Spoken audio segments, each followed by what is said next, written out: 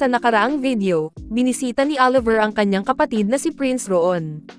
Tinanong nito kung kilala ba raw niya ang taong tinatawag na hari ng mga slaves. Nagulat ito sa sinabi niya.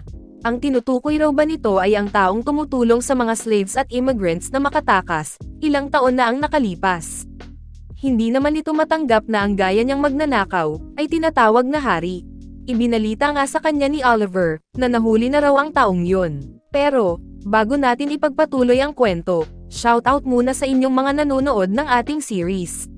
Maraming salamat sa suporta, lalo na sa ating mga Senpay tier members. Solid kayo. Balik sa istorya, nagulat ang bida nang makita niya ang hinahanap niyang si Suan. Ito ay dinakip at sugatan. Hindi naman mo-ari ni Kyril, bakit kaya ito nandoon? Nakarinig naman ito ng pamilyar na boses at napatingin. Isang matikas na lalaki ang sinabing si Suan Hazard daw ay isang bastard at taksil. Huwag daw silang mag-eye contact sa kriminal na yon. Nakilala ito ni Kyril bilang si Viscount Heron. Ipinagtataka niya kung paano raw ito nakarating doon, gayong ang teritoryo niya ay medyo malayo sa Piastar. Sa pagkakaalam niya, ang trabaho nito ay ang i-assist ang pamilyang Bolsar at MacGyver sa pag-defend ng border. So, ano raw kaya ang ginagawa nito dito? Sumigaw si Viscount Heron ng stand-up. Kinuha nito si Suan at pinalakad ng mabilis. Ang mga tao naman ay galit na galit dito. Sinisigaw nilang, ang kapal daw nito dahil nakipaghawak kamay siya sa mga immigrants. Tinawag nila siyang trahidor at filthy criminal. Nasa crowd lang ang bida, at hindi niya inasahang ganito niya dadatnan si Suan. Siya pa naman ang hinahanap niya dahil alam niyang makakatulong ito para makapunta siya sa kanyang destinasyon. Hindi niya inasahang, makikita niya ito sa ganong sitwasyon. Ano raw kaya ang nangyari sa loob ng 3 taon? Kaya naman, inalala nito ang pagkakakilala niya kay Hazard. Kung tama raw siya ng alala, matapos ma-issue ang Oracle, sinubukang mag-launch ng raid ni Oliver para dakpin ang duchy. Sunod doon, ipinakilala niya sa kanya si Suan, na siyang makakapagdala sa kanya sa Tatar sa pamamagitan ng Sea Route. Dahil sa maamo nitong mukha at sturdy na pangangatawan, siya raw ay isang memorable na karakter. Paano raw kaya nangyaring ang tulad niya, na wanter sa mga knights, ay naging guildmaster ng lugar na yon? Kahit na gaano niya pilitin, hindi niya maisip paano nangyari yon. Pero, sa isip nito, ang pinakaimportanteng bagay daw, ay si Suan, ang tanging tao na makakapagdala sa kanya sa Tatar. Sigurado siyang, hindi nito kapalaran ang mamatay lamang doon. Nagkaroon naman ito ng bright idea, ililigtas niya raw si Suan. Ipinakita ang Piastar Overseer, ang mansyon ng Baron Lage. Nagawa ng bida, na makalapit sa lugar na iyon upang makausap si Suan. Maaring busy daw itong i-entertain si Viscount Heron. At malamang, ang mga elite soldiers ni Heron ang nagmo-monitor daw sa prison ngayon. Dahil doon, sinabi ng bida, na kailangan niya raw maging sobrang ingat. Si Lage Myrtle, ay isa sa mga iilang tao na mula sa pagiging commoner ay naing aristocrat. Isa siyang talentadong tao, na nakabilang sa top 5 na pinakamayamang aristocrat sa empire, salamat daw sa incredible judgment nito. Yun lang, ang huli nitong desisyon, na suportahan ang First Prince ay maling-mali. At dahil binili lang nito ang kanyang posisyon gamit ang pera, hindi ito nagtitiwala sa mga tao. Meron itong mga hinandang escape route just in case may mangyaring hindi maganda. Tama nga siya ng pagkakaalala, nandun pa ang hinahanap niya daanan. Salamat daw kay Lage, meron siyang pagkakataon ngayon upang mag-sneak in. Noon kasi, nagkataong nalaman iya ang secret passage na ito, noong naghahanap siya ng ledgers. Ebidensya na nagnanakaw raw ang bastard na ito ng tax money at kumukuha ng sobra-sobrang gain sa pag-uutos mismo ni Oliver. Nag-ilaw ito ng torch gamit ang kanyang magic. Natuwa naman ito, dahil sobrang handy daw ng kanyang abilities, sa mga ganitong sitwasyon.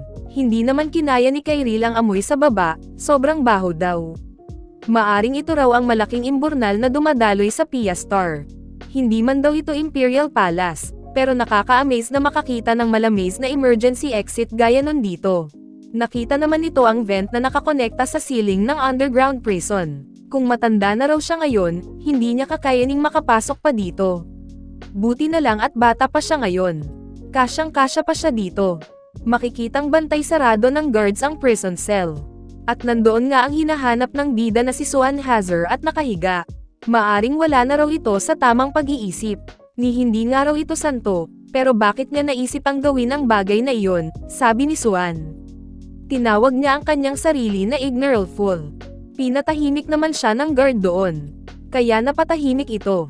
Sa isip niya, buti na lang daw at hindi naman naging malala ang naging injuries niya.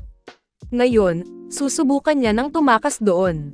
Meron pala siyang parang pin na nakatago, magagamit upang tanggalin ang posas niya sa kamay. Napatigil naman ito nang makarinig ng mga footsteps. 2, ay hindi, 3 tao raw ang naririnig niyang naglalakad.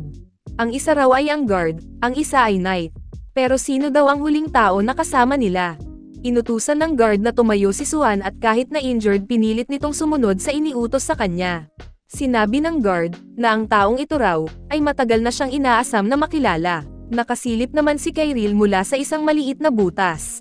Hindi nito inasahan na merong bibisita kay Suan. Marami raw bang merong kailangan kay Suan bukod sa kanya. Nagsalita naman ang lalaki at sinabi, ninanais daw talaga nitong makilala siya. At nang siliping mabuti ng bida, hindi siya makapaniwala sa nakita niya. Tinawag itong Suan Hazard ng lalaki, sabay sabing dapat daw ba ay King of the Slaves ang itawag niya rito. Hindi makapaniwala ang bida, na si Oliver pala ang pumunta kay Hazard. Bakit daw kaya ito nandun? Napatanong naman si Suan na King of the Slave. Hindi niya raw alam, ano ang nonsense na tinutukoy nito. Sagot ni Oliver, na iyon daw ang tawag ng mga immigrants sa kanya. Kahit bago pa raw ipasa ng kanyang amang hari ang Edict of Heresy, siya ay binansagan ng Immigrants Hero, dahil dinadala nito ang mga slaves ng Empire sa North. O sa Free City na Tatar, ito raw ay dahil ang kanyang elusive skills. Hindi naman makasagot si Suan sa sinabi nito. Napaisip naman ang bida, ito raw kaya ang dahilan, kaya ang kapangyarihan ng King of Slaves ay nawala, matapos mademolish ang Edict of Heresy. Ngayon, naiinitindihan niya na raw ang lahat. Natanong naman nito, kung si Oliver daw ba ay nakipag-join hands sa tinaguriang King of the Slaves. Balik kay Prince Oliver, sinabi nitong dederechahin niya na raw si Suan. Nais niyang, tulungan niya siya. At nagulat naman si Suan sa sinabi nito. Tinawag niya itong, my lord. Hindi niya raw maintindihan ano ang sinasabi niya. Ano naman daw ang maitutulong ng gaya niyang lowly subject sa kanya. Nainis naman kasama nito dahil sa pagsagot niya at sinabihan itong, walang pakundangan. Gayunpaman, pinatahimik ito ni Prince Oliver. Maaring siya raw ay anak ng great man. Sino raw ba siya, ang panganay o ang sumunod? Usap-usapan raw na ang ikatlong anak ay darating din soon. Sinabi naman ni Oliver na nahuli raw ang pagpapakilala nito. Akala niya raw kasi, ay kilala na siya roon. Siya raw ay ang second prince na si Oliver Stellan. Magalang itong bumati, sinabi niyang, pumunta lang daw siya doon upang tanungin siya. Ano raw iyon tanong ni Suan? Lumuhad naman si Prince Oliver at sinabi sa kanyang, nais niya raw sagipin ang mga immigrants. Marahil alam na raw nito, na ang mga immigrants sa North ay namamatay na. Para sa kanya raw, ang all lives are equal. Whether immigrant o civilian ng Empire, magkakapareha lang daw sila. Kaya naman, sinabi ni Prince Oliver, na nais niya silang iligtas kahit na anong mangyari. Inabot niya ang kanyang kamay, sabay sabing, please, I need your help. Iritang-irita naman si Kyril sa taas. Palagi raw itong nagpapanggap na ganon. Mukha itong upright at pure, tila isang napaka-wise na hari. Yun daw ang nag-inspire sa kanya noong previous life niya. Dahil sa sinabi nito, napangiti naman ang preso na si Suan. Aniya, wag daw makipag-joke sa kanya ang prinsipe. Sabay tawag ditong, Your Highness. Ano nga kaya ang nangyari kay Suan Hazard? Nakipagkamay kaya ito kay Prince Oliver, kaya siya naging kilala bilang isang guildmaster. At kakailanganin pa kaya niya ang tulong ng ating bida na si Kyril? Well, alamin natin yan sa next episode. Kung nagustuhan mo ang ating kwento, siguraduhin mong mag-like, comment, subscribe o follow dito sa ating channel o page. Maraming salamat sa panonood, Oni-chan.